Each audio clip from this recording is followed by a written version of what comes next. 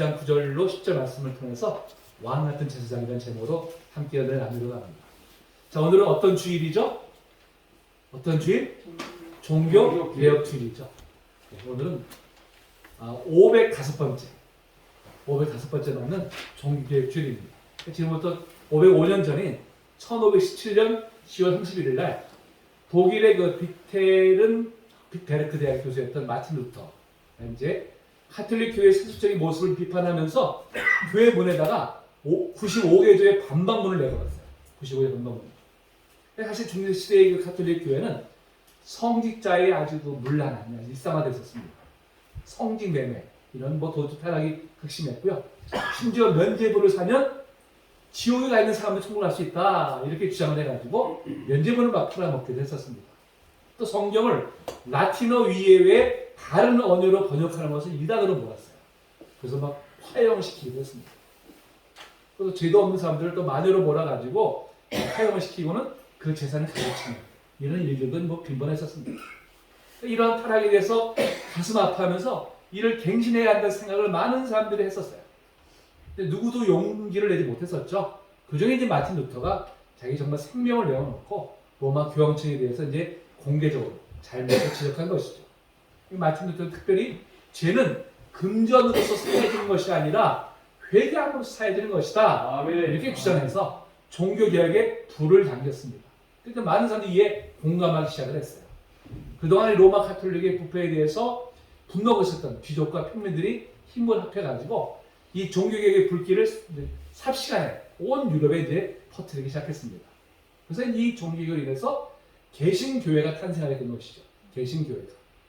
개신교회 바로 이 루터가 종교개혁의 횃불을 높이는 바로 이 날을 기념해서 우리는 지금 매년 이때에 종교개혁 주일 우리가 이제 지키고 있는 것입니다. 우리가 이렇게 종교개혁 주일을 기념하는 이유는요, 무엇보다도 이를 통해서 우리 자신을 좀 돌아보는 그런 기회를 삼자는 것입니다. 우리의 잘못된 점을 있으면 그것을 버리고 갱신과 회복의 기회로 삼자는 데 이제 의미를 가지고 있습니다. 이 종교개혁은 무엇보다도 변질된 신앙을 바로 잡아서 다시 성경으로 돌아가고자 하는 바로 이제 회복 운동이라고 할 수가 있죠. 그래서 우리는 끊임없이 이 종교개혁을 통한 갱신을 이루어야 됩니다. 아멘. 여러분, 고인물은 어떻게 되죠? 고인물은 썩잖아요. 아무 쓸모없는 그런 물이 되고 말죠. 마찬가지죠. 우리가 갱신을 계속하지 않으면 우리도 썩은 물이 될 수밖에 없습니다. 하나님 앞에 버림받을 수밖에 없는 것이죠. 그래서 우리는 무엇보다도 이 종교개혁 주일은 무엇보다도 우리의 신앙을 돌아보고 잘못된 것들을 바로잡는 그런 계기로 삼아야 될 줄로 믿습니다. 아멘. 특별히 종교개혁이 이제 마틴 루터만이 아니라 찌그인걸이라든지 존 칼빈이라든지 하여튼 여러 개혁자들에 의해서 이 종교개혁이 일어났습니다. 근데 이 개혁자들이 주장하는 바가 다 조금씩 달라요. 차이는 있지만 그 모든 개혁자들이 한 대로 모은 신조가 있습니다. 그걸 가리켜서 종교개혁의 5대 신조라고 해요. 5대 신조.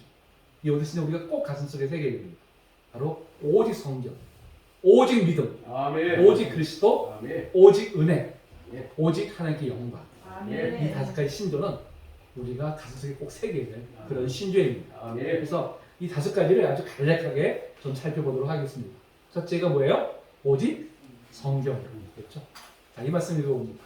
자, 시작. 모든 성령은 하나님의 감동으로 된 것으로 교훈과 책망과 바르게 함과 의로 교육하기에 유익하니 이는 하나님의 사람으로 온전하게 하며 모든 선한 일을 행할 능력을 갖추게 하려 함이라. 아멘.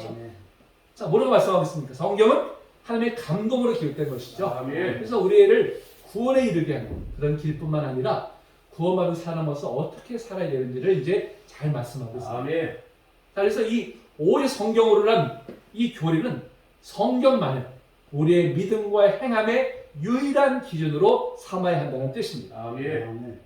당시 로마 카톨릭 교회는 하나님의 말씀보다는 자신들의 교리나 전통을 우선해서 왔었어요.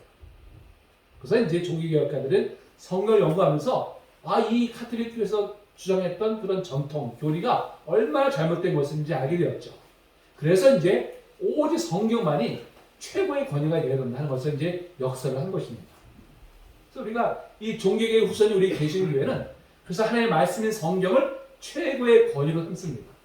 오직 성경 말씀을 통해서 우리는 구원에 이르는 길을 배우고 그리스도에 합당한 삶의 모습이 어떠한지 우리가 배우게 됩니다. 그래서 우리는 성경을 어떻게 믿어야 돼요? 덮어놓고 믿지 말고요. 열어놓고 믿어야 돼요. 아멘. 덮어놓고 믿는 게 좋은 믿음이 아닌데 여러분. 열어놓고 믿어요. 아멘. 우리 성경에 우리를 구원의 길을 얘기하는 교과서, 바른 삶을 살아야 하는 인도자가 되어 믿고 성경을 더욱 가까이 하는 성도이 되시기를 축복합니다. 아멘. 자, 두 번째 뭘까요? 두 번째는 바로 오직 믿음으로입니다. 오직 믿음. 자, 이 말씀 읽어볼까요? 자, 시작. 너희는 그 은혜에 의하여 믿음으로 말미암아 구원을 받았으니 이것은 너희에게서 난 것이 아니요 하나님의 선물이라. 행위에서 난 것이 아니니 이는 누구든지 자랑하지 못하게 합니다. 아멘. 자, 성경 우리가 구원받음에 있어서 오직 예수 그리스도를 믿음으로 말미암다고 분명히 말씀하고 있습니다. 아멘. 근데 가톨릭은 믿음만이 아니라 여러 가지 선행이나 뭐 고행을 통해서 구원을 받는다고 이제 가르치고 있어요. 근데 사실 바울 당시에도 유대계 그리스도인들이 예수를 믿는 것만으로 부족하고 할례도 행해야 되고 뭐 음식기도 지켜야 되고 그렇게 주하고 비슷하죠. 그러니까 자칫하면 믿음의 능력을 약화시켜서 공로주의로 흐르게 할 그런 위험이 있습니다. 그러니까 우리가 구원을 받음에 있어서 하나님께서는 믿음의 다른 어떤 것도 우리에게 요구하지 않으세요. 결국 우리의 행실이나 공로를 구원받는 것이 아니라 아멘. 오직 예수 그리스도께서 나의 죄를 사하시기 위해서 아멘. 십자가에서 물과 피를 다 쏟으셨음을 믿는 그 믿음만으로 아멘. 구원하여 주십니다. 아멘. 이것이 바로 오직 믿음으로의 교회죠. 아멘. 자, 세 번째 또 뭡니까? 오직 그리스도죠. 오직 그리스도. 자, 예수님께서 자신이 옆에서 뭐라 말씀하셨어요? 읽어볼까요? 자, 시작. 예수께서 이르시되 내가 곧 길이요 진리요 생명이니 나로 말미암지 않고는 아버지께로 올 자가 없느니라. 아멘. 그래서 곧이라는 것은 유일한이라는 뜻입니다. 그러니까 구원에 이르는 길은 유일한 길, 유일한 진리, 유일한 생명은 누구예요? 예수 그리스도십니다. 아멘. 자, 베드로 사도도 하나님께서 예수 그리스도 외에 다른 구원의 이름을 주신 일이 없다고 분명히 말씀하고 있죠. 이 말씀도 읽어볼까요? 시작. 하나님으로서 구원을 받을 수 없나니 천하 사람 중에 구원을 받을 만한 다른 이름을 우리에게 주신 일이 없으리라 하였다. 아멘. 그렇죠? 여러분, 인간의 구원은 오직 예수 그리스도만으로 얻을 수 있는 것이지 아멘. 그 외에 다른 어떤 일도 없습니다. 아멘. 자, 예수께서 십자가에서 운명하실 때 지성소의 휘장이 위로부터 아래로 치게 들어갔죠. 자, 이거 어떤 의미입니까? 어떤 의미? 과거에는 대제사장을 통해서만 죄인이 하나님 앞에 나아갈 수 있었어요. 근데 이제는 예수 그리스도께서 휘장을 치셨습니다. 아멘. 이제는 누구든지 예수를 믿는 사람은 누구든지 하나님 앞에 직접 나아가서 아멘. 죄를 구하고 제사를 받을 수 있는 길이 아멘. 열렸다는 뜻이죠. 아멘. 이제 누구든지 하나님 앞에 담대히 나갈 수 있는 길이 우리에게 열렸습니다. 아멘. 누구의 도움이 필요하지 않아요. 그렇죠? 또한 예수 그리스도 외에 다른 구원의 길이 있다고 주장하는 것은 무엇입니까? 그건 잘못된 주장이죠. 아멘. 오직 예수 그리스도만이 구원에 이른 유일한 길이, 유일한 생명이 되는 줄로 믿습니다. 아멘. 자, 또 네 번째가 뭡니까? 아주 오직 은혜로죠. 오직 은혜로. 자, 이 말씀 읽어볼까요? 자, 시작. 모든 사람이 죄를 범하였음에 하나님의 영광에 이르지 못하더니 그리스도 예수 안에 있는 성령으로 말미암아 하나님의 은혜로 값없이 이롭다 하심을 얻은 자 되었느니라. 아멘. 여러분, 은혜가 뭐예요? 은혜가 받는 쪽에 공로가 전혀 없고요, 받을 적이 아무도 없는 사람에게 주어지는 것이 바로 은혜입니다. 아멘. 그러니까 예수 그리스도를 통해서 받는 구원은 하나님께서 아무런 값 없이, 아무런 조건 없이 주시는 은혜죠. 아멘. 사실 우리는 그 누구도 구원받아 마땅한 사람 한 사람도 없습니다. 우리가 구원받기 전에 어떤 존재였습니까? 우리는 허물과 죄로 인해서 죽었던, 영적으로 죽었던 그런 존재들이었었죠. 하나님과 완전히 관계가 단절된 그런 자들이었었습니다. 그러니까 하나님과 단절되다 보니까 어떻게 했어요? 세상 풍요를 쫓아 살았어요. 그것이 죽는 길인지 모른 채 우리는 그 길을 걸어갔었습니다. 그 결과 우리는 영원한 진노를 받아야 마땅한 그런 존재가 되고 만 것이죠. 이걸 볼 때 우리는 결코 구원받아서 마땅한 사람이 아닌 것을 알 수가 있습니다. 그러한 우리에게 바로 하나님께서 구원의 길을 열어주셨죠. 아멘. 어떤 구원의 길입니까? 자, 읽어봅니다. 시작. 우리를 풍성하신 하나님이 우리를 사랑하신 그 큰 사랑을 인하여 허물로 죽은 우리를 그리스도와 함께 살리셨고 너희 은혜로 구원을 받는 것이라 또 함께 일으키사 그리스도 예수 안에서 함께 하늘에 앉히시니 아멘. 진노를 받아 마땅한 우리들, 영원히 멸망받아 마땅한 우리들을 하나님 우리를 긍휼히 여기셔서 아멘. 은혜로 우리를 구원해 주셨습니다. 아멘. 뿐만 아니라 우리를 이제는 그리스도 안에서 하늘에 함께 앉히셨다고 말씀하고 있어요. 이것은 바로 우리가 하나님 나라 안에 이미 살고 있음을 우리가 의미하는 것입니다. 아멘. 그리고 장차 우리가 영원한 하늘 나라에서 복락을 누리게 된다는 것입니다. 아멘. 여러분, 이 놀라운 은혜를 받는 과정 속에서 우리가 한 일이 있습니까? 아무것도 없어요. 아무것도. 그냥 무조건적인 은혜로 우리에게 이 은혜, 이 구원의 은혜를 우리에게 부어주셨습니다. 아멘. 자, 마지막 다섯 개는 뭡니까? 오직 하나님께 영광이죠. 하나님께 영광. 자, 이 말씀 읽어볼까요? 자, 시작. 자, 너희가 먹든지 마시든지 무엇을 하든지 하나님의 영광을 위하여 하라. 아멘. 자, 이 놀라운 하나님의 은혜로 구원받은 우리들은 이제 모든 영광을 하나님께 돌리게 됩니다. 아멘. 여러분, 이 영광을 하나님 아닌 그 누구에게도 돌릴 수가 없어요. 그 누구도 또 대신 하나님이 받으실 영광을 가로채서는 안 됩니다. 아멘. 우리에게 놀라운 구원을 은혜 주신 분이 누구예요? 하나님 한 분이십니다. 아멘. 그렇기 때문에 하나님만이 홀로 영광 받으시기에 합당한 분이신 줄 믿습니다. 아멘. 자, 이렇게 종교의 다섯 가지 신조를 간략하게 살펴봤습니다. 다시 한번 되새겨 볼까요? 오직 성경, 오직 믿음, 오직 예수 그리스도, 오직 은혜, 그 다음에 오직 하나님께 영광, 이 다섯 가지 우리가 평생 우리가 간직해야 돼요. 바로 그런 신조입니다. 아멘. 그 꼭 여러분들이 간직하시기 바랍니다. 아멘. 자, 이걸로 설교 끝나면 얼마나 좋겠어요. 근데 이제 이건 이제 간략하게 서두에 말씀드린 거고요. 자, 종교개혁이 우리에게 가져다준 많은 은혜가 있습니다. 많은 축복이 있죠. 오늘 그 중에 특별히 대제사장직의 회복이라는 주제를 가지고 함께를 나누려고 합니다. 아멘. 자, 오늘 9절에 보니까 자, 너희는 택하신 족속이요 왕 같은 제사장들이요 거룩한 나라여 그의 소유받은 백성이라고 말씀합니다. 아멘. 그래서 너희는 누굴까요? 너희는 누굽니까? 예수를 믿는 모든 사람들이죠. 예수 믿고 구원받은 모든 성도들을 가리키는 것입니다. 자, 그런데 예수를 믿고 성도가 된 우리 모두에게 자, 어떤 사람이 있다고 말씀하고 있습니까?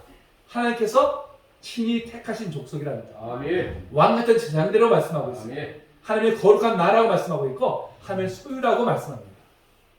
여러분, 이것이 얼마나 영광스러운 칭호입니까? 구약시대에서는 하나님의 선택받은 아론의 자손들만이 제사장이 될 수 있었고 그들만이 하나님이 계시는 지성소에 들어갈 수 있었어요. 근데 이제는 예수 믿고 거듭난 성도들은 모두가 다 제사장이 되어가지고 아멘. 누구든지 하나 앞에 담대히 나갈 수 있게 되었습니다. 아멘. 자, 히브리서 말씀이죠. 이 말씀 읽어봅니다.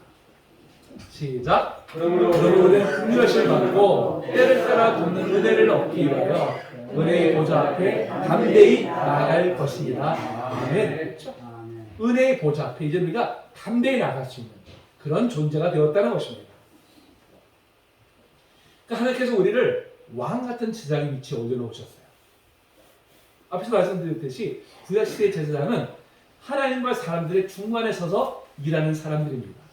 하나님 선택을 받고 이 사람들을 하나님께 인도하고 또 제물을 드리는 그런 일을 감당했죠.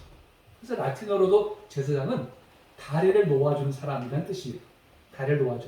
하나님과 우리 사이에 간격이 끊어져 있는데 이것을 놓아주는 역할을 하는 것이 바로 제사장이다. 이제 이런 역할이었었습니다. 자, 그런데 이제 예수 믿고 구원받은 그의 백성들에게 이제 하나님께서 어떤 역할을 주셨습니까? 하나님께 우리가 이제는 누굴 통해서 하는 것이 아니라 직접 앞에 나갈 수 있는 그런 특권을 주셨고요. 무엇보다도 이제는 믿지 아니하는 사람들과 하나님과의 사이를 이어주는 바로 이제 그런 역할을 우리에게 이제 맡겨주신 것입니다. 아멘. 그래서 우리로 하여금 그리스도의 그런 왕적인 영광에 동참하게 하셨습니다. 아멘. 이것이 바로 왕 같은 제사장이라는 뜻입니다. 그러니까 이제는 우리 모두가 다 왕 같은 제사장이 되었기 때문에 하나님께 나아가 제사만 받고 하나님과 교제하는 일에 더 이상 다른 어떤 이의 도움도 필요하지 않습니다. 자, 그런데 카톨릭 교회는 신부를 사제라고 부르죠. 사제. 그래서 하나님의 대리인으로 그렇게 칭하고 있습니다. 누구든지 하나님 앞에 직접 나아가서 죄를 구하고 사함받을 수 있음에도 신부에게 가서 죄를 고백하는 그런 고해 성사라는 그런 제도를 만들어 놓고 시행을 하고 있죠. 그 신부가 이제 이 신자가 사제에게 가서 고해 성사를 하면 사제가 다 듣고 나서 뭐라 합니까? 너의 죄를 사하노라. 이렇게 이제 선언을 하죠. 그러니까 신부를 사제라고 칭하는 것 자체가 구약 시대의 제사장직을 잇고 있는 그런 의미를 담고 있는 거예요. 이것은 바로 예수 그리스도께서 허물어 버리신 장벽을 다시금 쌓아놓고 있는 것입니다. 이를 통해 성도들로 하여금 사제를 의존할 수밖에 없는 그런 구조를 만들었어요. 또 서두에도 말씀드렸지만 중세시대에는 하나님의 말씀도 사제가 득점하고 왜곡하기 위해서 라틴어 외에 다른 언어로 성경을 일체 번역하지 못하게 했어요. 심지어 화형까지 시켰어요. 화형까지. 지금 우리로서 상상도 할 수 없는 그런 일인데 그 당시에는 그랬었습니다. 사제들만 성경을 가지고 있을 수 있었어요. 사제들만 성경을 읽을 수 있었습니다. 그러니까 성경 말씀 가지고 어떤 말을 왜곡해도 성도들은 모르는 거예요. 분별을 못하니까. 그냥 따라갈 수밖에 없는 그런 구조를 이제 만들어 놓은 것이죠. 근데 바로 종교개혁은 이렇게 사제를 통해서만 하나님께 나아갈 수 있도록 제도화됐던 것을 이제 성경으로 돌아가서 성도들이 직접 하나님 앞에 나아갈 수 있도록 그 문을 활짝 열어놓은 그런 계기를 만들어 놓은 것이죠. 아멘. 이제 더 이상 사제를 의존하지 않고 우리 성도들 모두가 다 왕 같은 제자로서 하나님 앞에 직접 나아가서 죄를 구하고 죄사함을 받으며 하나님께 직접 교제할 수 있게 된 것입니다. 아멘. 이것이 종교개혁의 또 하나의 큰 성과라고 할 수 있죠. 근데 여러분 세월이 흐르면서 자 종교개혁의 후예라고 하는 우리 개신교회에서 사제직이 다시금 부활하는 그런 기이한 현상이 지금 벌어지고 있습니다. 목사가 스스로를 제사장인 것처럼 여기고 공공연하게 자신을 하나님의 대리인이라고 주장하고 심지어 자신이 한 모든 말이 다 하나님의 말씀이라고 주장하는 그런 사람들도 있어요. 물론 극소수의 사람들이 해당이 되지만 이러한 모습은 종교개혁의 후예라고 하는 개신교회에서는 절대 있어서는 안 될 모습입니다. 그래서 저는 교회에서 가장 사용해서는 안 될 용어 중에 하나로 성직자라는 용어를 꼽아요. 성직자. 성직자는 저희 같은 목회자들을 지칭하는 그런 말로 사용하고 있는데 이 용어가 은연중에 교회 안에 계급제들을 만드는 바로 이제 그런 느낌을 주죠. 사실 여러분 하나님 앞에서 행하는 모든 일이 다 성직이에요. 그 일을 행하는 모든 성도가 다 성직자이지 특별히 목회자만 성자로 부를 이유가 전혀 없습니다. 그럼에도 목회자를 성자로 부르면서 특별한 계층인 것처럼 여기는 행위 형태는 결코 성경적이지 않을 뿐만 아니라 종교개혁의 취지에도 크게 벗어나는 것입니다. 하나님 앞에서는 모든 성도가 다 평등합니다. 아멘. 모든 성도가 다 성직을 행하는 것입니다. 아멘. 예배를 진리하고 말씀을 전하는 일만이 성직이 아니고 주 안에서 행하는 모든 일이 다 성직입니다. 아멘. 다만 교회도 하나의 공동체이기 때문에 질서가 필요해요. 질서가 필요하니까 질서적인 면에서 목사가 리더십을 갖고 성도들은 그를 따르는 것이지 서로 다른 계층에 섞여 있기 때문에는 결코 아니라는 것을 알아야 제가 목사로서 이런 말씀 드리면 어떻게 좀 민망하지만 여러분 목사의 말도 주 안에서 순종하는 것이죠. 목사가 주 밑에서 벗어나게 되면 단호하게 배격해야 됩니다. 목사가 주 밑에서 벗어난 말이나 행동을 하는데도 그래도 주의 종인데 어떻게 배격할 수 있어 하면서 무조건 따르는 것은 그건 자신의 영이 죽는 행위예요. 자신의 영이 죽는 행위입니다. 물론 목사를 존경하고 잘 섬기는 일은 귀한 일입니다. 아멘. 성경도 그렇게 말씀하고 있습니다. 제가 이런 말씀을 잘 민망해서 안 하는데요. 한번 말씀이니까 우리 한번 읽어봅니다. 민망이 아닙니다. 시작. 장로들을 내가 존경할 자가 나올 때 말씀과 가르침에 수고하는 이들을 더할 것입니다. 가르침을 받는 자는 말씀을 가르치는 자와 모든 좋은 것을 함께 하라. 너희를 인도하는 자들에게 순종하고 복종하라. 아멘. 여러분 이러한 존경과 섬김도 목사가 주님 앞에 바로 서 있을 때입니다. 아멘. 이거 우리가 분명히 알아야 되죠. 마치 목사가 특권치를 되는 양 대접을 받으려고 하는 그런 모습은 결코 옳지 않아요. 심지어 어느 교회는 목사를 거의 신격화하는 그런 모습들도 있습니다. 제가 그전에 말씀드렸듯이 수년 전에 제가 방송에서 어떤 교회 모습이 반영된 적이 있었는데요. 엄청난 충격을 받았어요. 그 교회 안에 도처에 담임 목사의 사진이 인쇄된 배너가 서 있어요. 배너가. 도처에 써놓고 성도들이 그 옆에서 사진을 찍는 그런 장면이 TV에 방영된 적이 있습니다. 제가 그 모습 보고 얼마나 충격받습니다. 아니 어떻게 종교계의 후신원이라고 하는 개신교에서 어떻게 그런 일들이 버젓이 자행되고 있는지 도저히 정말 저는 이해할 수가 없어요. 그런데도 그게 잘못이라는 것을 인지하지 못하는 것은 뭡니까? 그만큼 우리가 영적으로 지금 무뎌져 있는 거예요. 너무나 안타까운 현실이죠. 근데 저는 이렇게까지 정말 우리가 이렇게 전락된 게 저는 비단 목사에게만 잘못이 있다고 생각하지 않습니다. 이렇게 된 데서는 목사 잘못 못지않게 우리 성도인들 잘못도 커요. 왜 목사들이 성경의 가르침과 거리가 먼 행동들을 서슴없이 행하는 것일까요? 성도들의 그 목사에 대한 무분별한 냉정과 의존에 그 원인이 있지 않을까 저는 생각합니다. 무엇보다도 말씀을 먹는 일을 스스로가 하려고 하기보다는 늘 목사에게만 의존하려 하니까 모든 일에 목사를 지나치게 의존하는 습관이 들어버리고 말았어요. 아이들이 어릴 때는 음식을 섭취하는 일을 그 부모에게 의존할 수밖에 없죠. 근데 여러분 다 컸는데도 여전히 스스로 먹지 못하고 떠먹여 주는 것만 먹는다면 여러분 그 사람이 정상이겠습니까? 아니죠. 그런 사람을 가르쳐서 뭐라고 그럽니까? 어른 아이라고 해요. 겉은 다 성장했는데 여전히 속은 아이에 불과하다는 것이죠. 근데 여러분 안타깝게도 교회 안에 이런 어른아이 같은 성도들이 너무나 많은 것이 현실입니다. 늘 목사가 떠먹여주는 말씀만 먹는 것으로 만족하고 스스로 말씀을 먹는 일에 힘을 쏟지 않으니까 영적으로 목사에게 의존하는 경향이 높게 되고 말았죠. 그러다 보니까 어떻게 해요? 말씀을 분별할 수 있는 능력을 갖추지 못한 채 그냥 아멘 아멘만 할 뿐이에요. 특별히 믿음을 가진 지 오랜 세월이 오래되었으면 그에 합당한 능력을 또한 갖춰야 되는데 여전히 처음 믿을 때와 다를 바 없이 제자리 걸음하는 성도들이 있습니다. 자, 그런 성도들을 가르쳐서 히브리서 기자가 이렇게 말씀하고 있어요. 한 절씩 읽고 마지막에 합독하겠습니다. 제가 먼저 읽겠습니다.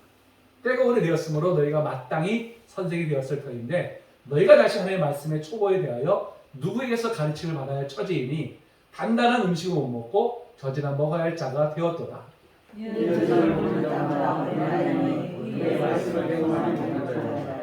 단단한 음식은 장성한 자의 것이니 그들은 지각을 사용함으로 연단을 받아 성단을 분별하는 자들입니다. 아멘. 성도들이 신앙을 가진 지 오래되었는데 마땅히 선생이 되어야 하는데 선생이 되기는커녕 여전히 신앙의 기초에 대해서 누구의 가르침을 받아야 되는 그런 처지에 있다는 것이죠. 그러다가 뭐라고 합니까? 영적으로 유아들이다 이렇게 표현하고 있죠. 어린아이다 표현하고 있어요. 단단한 젖을 못 먹고 여전히 젖을 먹는 그런 어린아이들에 지금 머물러 있어서 선악을 분별하지 못하는 그런 수준에 머물러 있다고 이제 책망하고 있는 것이죠.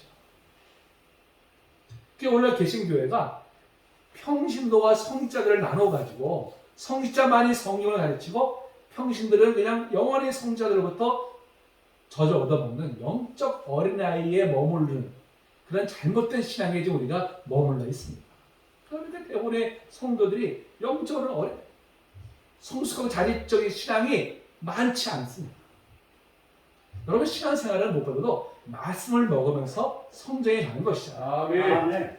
자신의 눈으로 말씀을 관찰하고 자신의 머리로 말씀을 해석하고 자신의 삶에 적용하여 체험해가는 그런 과정을 거쳐야 됩니다. 그래서 자기가 체험하고 배운 진리를 정말 또 다른 사람에게 가르칠 수 있는 그런 선생이 되어야 됩니다. 이게 바로 예수 그리스도를 믿는 모든 성도들에게 부여된 사명이에요. 히브리서 기자가 말하는 것은 무엇입니까? 젖을 먹는 어린아이가 스스로 눈으로 말씀을 관찰하고 해석하고 행하지 못하고 남이 가르쳐 주는 것만을 수동적으로 그냥 받아먹는 그런 사람들의 뜻이죠. 오늘 크리스천의 상당수가 이러한 모습을 가지는 신앙생활을 하고 있습니다. 스스로 배우고 깨우치라기보다는 다른 사람이 가르치는 진리로 그냥 만족하는 사람들이 신앙인들의 대다수입니다. 어떻게 또 다른 사람을 또 가르칠 수 있겠어요? 물론 여러분 단상에 선포되는 말씀을 잘 듣고 묵상하면서 실천하는 신앙 정말 귀한 신앙입니다. 정말 귀한 신앙이죠. 그러나 여기에 머무르면서 자숙하는 신앙에 머물러 있어서는 성장의 한계가 있기 마련입니다. 아멘. 그래서 무엇보다 저는 제가 늘 강조하는 게 뭐예요? 우리 성도님들 한 분 하면이 단상에서 선포되는 말씀을 분별할 수 있는 능력을 갖춰야 돼요. 능력. 그냥 어떤 말씀을 전해도 그냥 아멘 아멘 하는 것이 이게 좋은 신앙이 아닙니다. 아멘. 왜 목사들이 말씀을 제쳐두고서 엉뚱한 이야기로 설교를 지어오고 있을까요? 무엇 때문에? 성도들이 분별을 갖지 못하고 그냥 아멘 아멘 하니까 그런 현상이 또한 생기는 것이죠. 그러면서 여러분 말씀을 듣고 분별하는 좋은 모델이 성경에 기록되어 있습니다. 이 말씀 읽어볼까요? 시작. 내가 있는 사람들은 데살로니가 있는 사람들보다 더 너그러워서 간절한 마음으로 말씀을 받고 이것이 그러한가 하여 날마다 성경을 상고함으로. 아멘. 자, 베레스피아 교회 성도들이 바울 사도부터 복음을 듣게 됐어요. 사모하는 마음을 받았습니다. 근데 말씀을 듣고 어떻게 해요? 은혜를 받은 것으로 만족해하지 않았어요. 뭐라고 말씀하고 있습니까? 이것이 그러한가 하여 날마다 성경을 상고함으로 했어요. 말씀을 받을 때는 은혜를 받았지만 정말 이 말씀이 성경에 합한 말씀인지 부합된 말씀인지를 어떻게 해요? 스스로 연구해서 그것이 진리인지를 분별했다는 것이죠. 여러분 이것이 바로 말씀을 받는 성도들이 가져야 될 자세입니다. 아멘. 아멘. 그래야지 성도 본인도 영적으로 성장할 뿐만 아니라 목사들도 말씀을 전할 때 그냥 함부로 못 전해요. 더 깊이 연구하게 되고요. 더 그 말씀을 잘 준비하게 돼요. 그래서 결국은 서로에게 더 큰 유익이 되는 것입니다. 아멘. 그래서 주일에 와서 말씀 듣는 것으로만 만족하는 신앙에서 여러분들 벗어나야 됩니다. 아멘. 성장해야 되죠. 아멘. 이제는 스스로 말씀을 먹는 일에 여러분들이 힘을 쓰셔야 됩니다. 아멘. 그럴 때 목사에게만 의존한 신앙에서 벗어나서 바로 자립하는 성도를 우리가 성장하게 될 줄로 믿습니다. 아멘. 아멘. 우리 모두가 다 왕 같은 제사장들이에요. 왕 같은 제사장. 왕 같은 제사장이란 누구의 중개가 아니라 직접 하나님 앞에 직접 나아갈 수 있게 되었다는 의미라고 말씀드렸죠. 그런데 여전히 직접 하나님 앞에 나아가려 하기보다는 누군가를 의존하려고만 하지 않습니까? 물론 여러분들이 하나님의 말씀을 깨닫는 일에는 목사의 도움이 필요해요. 그러기 위해서 목사가 교회에 있는 것입니다. 이 말씀 읽어볼까요? 시작. 어떤 사람 목사와 교사로 삼으셨으니 이는 성도를 온전하게 하여 봉사일을 하게 하며 그리스도의 몸을 세우려 하십니다. 아멘. 그래서 목사와 교사는 목사 곧 교사의 뜻입니다. 목사는 가르치는 자라는 뜻이죠. 말씀을. 근데 여러분 말씀을 배워드리는데 어떻게 해요?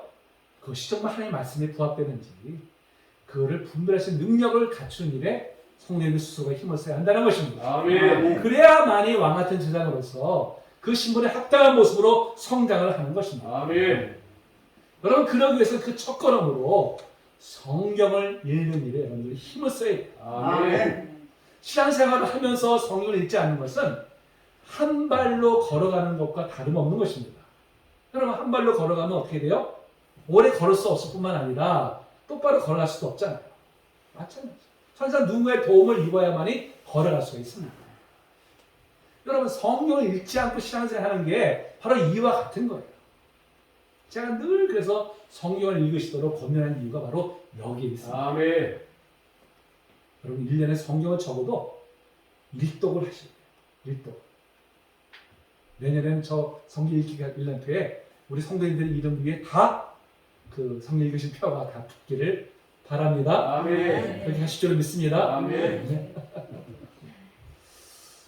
우리는 거룩한 신분이 된 것으로만 자족하는 것이 아니라 그렇게 신분을 부여해 주셨으면 그에 합당한 모습으로 우리가 성장해 가는 것이 우리를 향하신 하나님의 뜻이죠. 아멘. 여러분 어떻게 성장할 수 있습니까? 우리는 말씀과 기도로 우리가 성장하는 거잖아요. 아멘. 말씀과 기도. 무엇보다도 성경을 가까이 하고 성경을 스스로 읽고 묵상하는 일에 여러분들이 힘쓰시기 바랍니다. 아멘. 그럴 때 우리가 더욱 하나님이 원하신 뜻 우리가 성장하게 될 줄로 믿습니다. 아멘. 그리고 종교개혁 주의를 맞아서 우리의 변화된 신분에 걸맞는 신앙이 자립하는 신앙인으로 성장하기 힘쓰기로 결단합니다. 아멘. 저희들 되시기를 주님의 이름으로 축복합니다. 아멘. 우리 찬양하시고